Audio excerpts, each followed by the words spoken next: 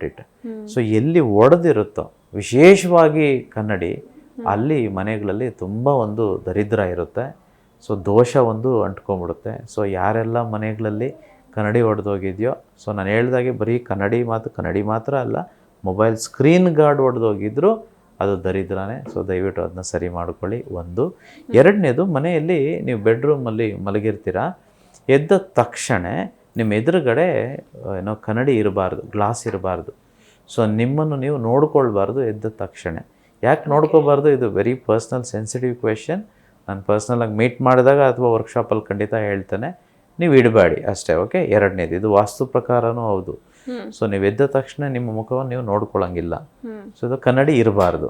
So ಇದು ಎರಡನೇದು. ಮೂರನೇದು, ಈ ಕನ್ನಡಿ ಈಗ ನಾವು ನಾರ್ಮಲಾಗಿ ಎಲ್ಲರೂ ಅಷ್ಟೇ ತಲೆ ಬಾಚ್ಕೊಳ್ಳೋದಕ್ಕೆ ಅಥವಾ ನಮ್ಮ ಮುಖ ನಾವು ನೋಡಿಕೊಂಡು ಮೇಕಪ್ ಹಾಕ್ಕೊಳ್ಳೋಕ್ಕೋ ಅಲಂಕಾರ ಮಾಡ್ಕೊಳ್ಳೋಕ್ಕೂ ಕನ್ನಡಿ ನೋಡ್ತೀವಿ. ಯಾವ ದಿಕ್ಕಿಗೆ ಇರಬೇಕು ಕನ್ನಡಿ? So this also is very important. It not be hung. ಅಥವಾ ಯಾವ ಗೋಡೆಗೆ ಹಾಕಬಾರ್ದು ಅಂತಂದರೆ ದಕ್ಷಿಣ ಮುಖವಾಗಿರುವ ಗೋಡೆಗೆ ಹಾಕಬಾರ್ದು. ದಕ್ಷಿಣ ದಿಕ್ಕು ಅನ್ನುವಂಥದ್ದು ಯಮನ ಒಂದು ದಿಕ್ಕಾಗಿರುತ್ತೆ. ಸೊ ಹಾಗಾಗಿ ಆ ದಿಕ್ಕಿನಲ್ಲಿ ನೋಡಿಕೊಂಡು ನಮ್ಮ ಒಂದು ಅಲಂಕಾರ ಆಗ್ಬೋದು, ಮೇಕಪ್ ಆಗ್ಬೋದು, ಅಥವಾ ತಲೆ ಬಾಚ್ಕೊಳ್ಳೋದಾಗ್ಬೋದು ಮಾಡಬಾರ್ದು.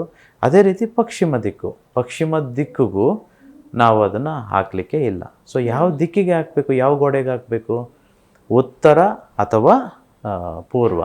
ಉತ್ತರ ಕುಬೇರನ ಒಂದು ಸ್ಥಳ. ಸೊ ಸೂರ್ಯ ದೇವ ಇರುವಂಥದ್ದು ಪೂರ್ವದಲ್ಲಿ. ಸೊ ಪೂರ್ವಕ್ಕೆ ಉತ್ತರಕ್ಕೆ ಕನ್ನಡಿ ಇರಬೇಕು. ಆ ದಿಕ್ಕಿಗೆ ನಾವು ನೋಡಿಕೊಂಡು ತಲೆ ಬಾಚ್ಕೊಳ್ಳೋದು ಅಥವಾ ನಾವು ನೋಡ್ಕೊಳ್ಳೋದು ಮಾಡಿದರೆ ನಮ್ಮ ಮನೆಗಳಲ್ಲಿ ಹಣ, ಆಸ್ತಿ, ಐಶ್ವರ್ಯಗಳು ಹೆಚ್ಚೆಚ್ಚು ಬರುತ್ತೆ. ಸೊ ಹಾಗಾಗಿ ಇದನ್ನು ದಯವಿಟ್ಟು ಮಾಡಿ.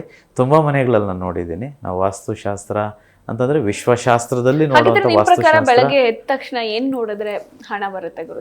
ಸೊ ನಾನು ಇದಕ್ಕೆ ಮುಂಚೆ ಹೇಳಿದ್ದೀನಲ್ಲ ಮೇಡಮ್, ನಮ್ಮ ಕೈಯನ್ನು ನಾವೇ ನೋಡಿಕೊಂಡು ಕರಾಗ್ರೇ ವಸತೆ ಲಕ್ಷ್ಮಿ, ಕರ ಮಧ್ಯೆ ಸರಸ್ವತಿ, ಕರಮೂಲೆ ಸ್ಥಿತಿ ಗೌರಿ, ಪ್ರಭಾತೆ ಕರದರ್ಶನಂ, ಈ ರೀತಿ 6 ಸಲ ಹೇಳಿ ಅದಾದ್ಮೇಲೆ ಬಲಗೈ ಕಡೆ ಎದ್ದೇಳಬೇಕು. ಎದ್ದು ಇದನ್ನು ಹೇಳಿ ಅದಾದ್ಮೇಲೆ ಸ್ವಲ್ಪ ಹೊತ್ತು ಮೌನವಾಗಿ ಕೂತಿದ್ದು ಮನಿ ಮೆಡಿಟೇಷನ್ ಅಂತ ನಾವು ಮಾಡಿಸ್ತೇವೆ.